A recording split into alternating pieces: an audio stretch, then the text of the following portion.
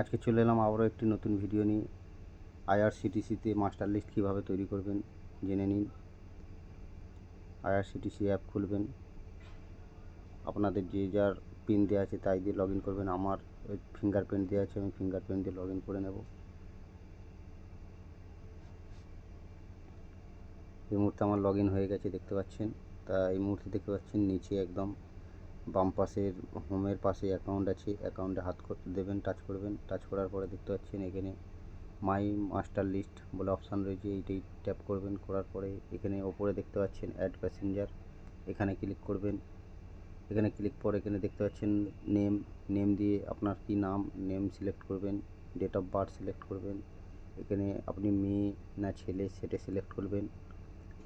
ছেলে হলে মেল, মেয়ে হলে ফিমেল, কিন্নার হলে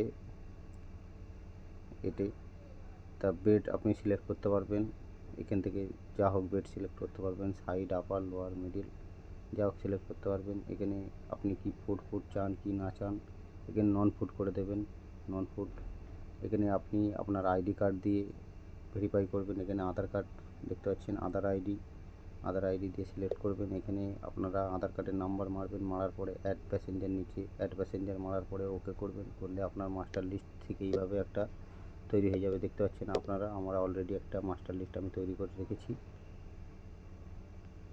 তো আজকের জন্য এইটুকুই ভিডিও। পরের ভিডিও দেখার জন্য ফলো করে রাখুন, সাবস্ক্রাইব করে রাখুন, অ্যান্ড বেল নোটিফিকেশান অল করতে ভুলবেন না। অ্যাকাউন্ট কীভাবে তৈরি করতে হয় সেটাও নিয়ে একটি ভিডিও বানাবো, তার জন্য আমাকে সাবস্ক্রাইব করে রাখুন।